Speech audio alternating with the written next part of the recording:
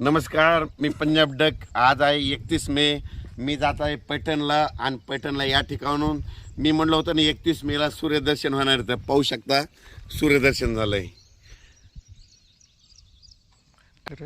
राज्यातल्या शेतकऱ्यांना सांगू इच्छितो की तुम्ही काय करा, आज 31 मे पासून 6 जून पर्यंत तुम्ही शेताचे कामे करून घ्या. कारण की आता 2 दिवसात वापसा होणार आहे. शेत तयार करून घ्या, कारण की तुमच्यासाठी एक आनंदाची बातमी म्हणजे 6 दिवसामध्ये तुम्ही काय करा, शेतीचे सगळे काम आटपून घ्या. 7 जून नंतर आपल्या महाराष्ट्रामध्ये परत पावसाला सुरुवात होणार आहे. म्हणून हा अंदाज लक्षात घ्यायचा.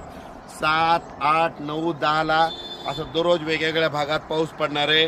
म्हणून हा अंदाज लक्षात घ्यायचा. ज्यांना हळदी लावायचा त्यांनी हळदी लावू शकता. ज्यांना मूग पेरायचं तर पेरू शकता, कारण की मूग पेरल्यानंतर उगवतं. जर लवकर पेरणी केली तर त्या मुगाला खूप चांगला उतार येतो. उडीद पेरायचं असलं तर ते देखील पेरू शकता, कारण की जमिनीमध्ये तुम्ही पाहू शकता 1-1 फूट 2 फूट ओल आहे, इतकी ओल आहे. म्हणून हे अंदाज सगळ्यांना लक्षात येतात. पण राज्यातल्या सर्व शेतकऱ्याला सांगू इच्छितो, सगळ्यासाठी महाराष्ट्रासाठी आनंदाची बातमी. आपल्या महाराष्ट्राची पेरणी मी म्हणलं होतं ना 27-28 जूनच्या शेवटच्या आठवड्यात सगळ्या महाराष्ट्रातले शेतकरी सोयाबीन पेरायला दिसते, मूग पेरायला दिसते, कापूस लागवड करायला दिसते. म्हणजे सगळ्यासाठी आनंदाची बातमी. जून अखेर सगळ्या महाराष्ट्राची पेरणी होऊन जाणार आहे. म्हणून खास करून सगळ्यासाठी आनंदाची बातमी. आणि त्याच्यानंतर आता 31 मे पासून तर 6 जूनपर्यंत कोरडं हवामान आहे. तितक्यात तुम्ही काय करा, तुम्ही शेत दुरुस्त करून घ्या. 7-8 जून नंतर परत राज्यात पाऊस सुरू होणार आहे. त्याच्यानंतर आणखीन परत सांगतो, तर तुम्ही 6 तारखेपर्यंत शेत दुरुस्त नाही केले तर 7 तारखेला पाऊस सुरू होईल. 7 ते 10 हे चालणार आहे. आणि त्याच्यानंतर पुन्हा काय होणार आहे, 13 जूनच्या नंतर राज्यात पुन्हा मुसळधार पाऊस येणार आहे. 13 ते 17पर्यंत राज्यात जोरदार पाऊस पडणार आहे. आता जसा पडला तसं वडे नाले वाहणारा पाऊस पडणार आहे. म्हणून हा अंदाज लक्षात. माझी सर्व शेतकऱ्याला विनंती, यंदा जूनच्या शेवटपर्यंत सगळ्या महाराष्ट्राची पेरणी होणार आहे. काल बऱ्याच शेतकऱ्याचे फोन आले की काही भागामध्ये आणखीन पाऊस पडलेला नाही. तर त्यांच्यासाठी आनंदाची बातमी सांगतो, या 7, 8, 9, 10च्या जूनच्या दरम्यान तिथं पाऊस पडणार आहे. आणि त्याच्यानंतर 13 पासून ते 17पर्यंत त्या भागात पडणार आहे. म्हणजे महाराष्ट्रातला कोणताही भाग या पेरणी पावसापासून वंचित राहणार नाही. म्हणून सगळ्यांना अंदाज लक्षात येतात. आणि माझ्या सगळ्या महाराष्ट्राची पेरणी मात्र जूनच्या शेवटपर्यंत सगळ्या महाराष्ट्रातली सगळ्याची पेरणी होणार आहे. कोणी ह्या पेरणीपासून जूनच्या शेवटपर्यंत वंचित राहणार नाही. म्हणून हा अंदाज लक्षात घ्यायचा. म्हणजे यावर्षी खूप चांगलं वातावरण आहे. जूनच्या शेवटपर्यंत सगळ्या महाराष्ट्राच्या पेरणी होणार आहे, लागवड होणार आहे. म्हणून हे सगळ्यांना लक्षात येतं. पण राज्यात मात्र तुम्ही काय करा, आता आज 31 मे पासून सूर्यदर्शन झालेलं आहे. 6 जूनपर्यंत तुम्ही काय करा, शेतीची कामे आटपून घ्या. कारण की राज्यात 7 जून नंतर 7, 8, 9, 10पर्यंत दररोज भाग बदलत पाऊस पडणार आहे. ज्यांना मुगाची पेरणी करायची तर करू शकता. जमिनीमध्ये 1 फूट ओल आहे. आणि जिथं ओल नसली तर तुम्ही करू नका. पण ज्या ठिकाणी 1 फूट ओल असली, ईदभर ओल असली तर तुम्ही करू शकता. उडदाची पेरणी देखील करू शकता.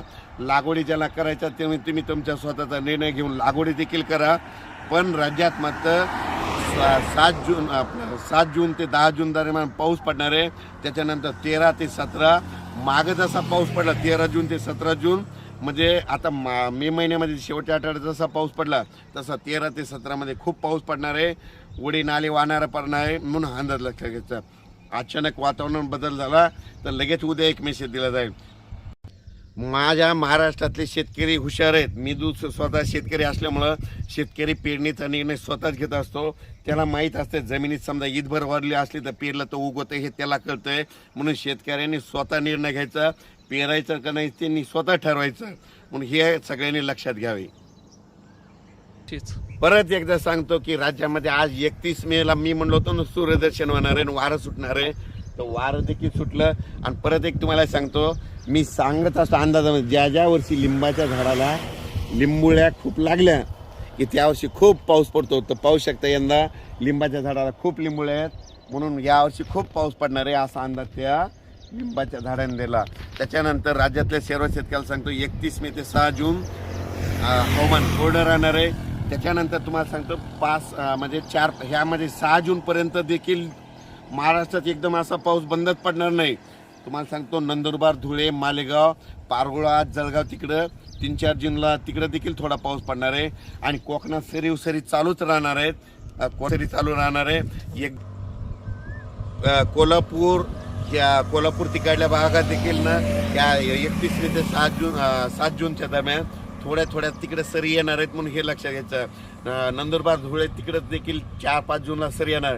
म्हणजे 31 मे ते 6 जून एकदम पाऊस असा उघडणार नाही. कुठंतरी स्थानिक वातावरण थोडा पाऊस येतोय म्हणून तुम्ही काय करा, तयारीला लागा आणि आपल्या शेत तयार करायची तयारी ठेवा. परत एकदा सांगतो, 7 जून ते 10 जूनचा पाऊस हा भाग बदलत पडणार आहे. पण त्याच्यानंतर 13 पासून जे येणार आहे ते संपूर्ण महाराष्ट्रभर पडणार आहे. त्याच्यामुळे सगळ्या शेतकऱ्यांनी काय करायचं, आता तुम्ही शेत तयारीला करा, पेरणीची तयारी लागा. म्हणजे तुम्ही तुमचं निवेदन घ्या. अचानक वातावरणात बदल झाला तर उद्या लगेच एक मेसेज दिला जाईल. धन्यवाद.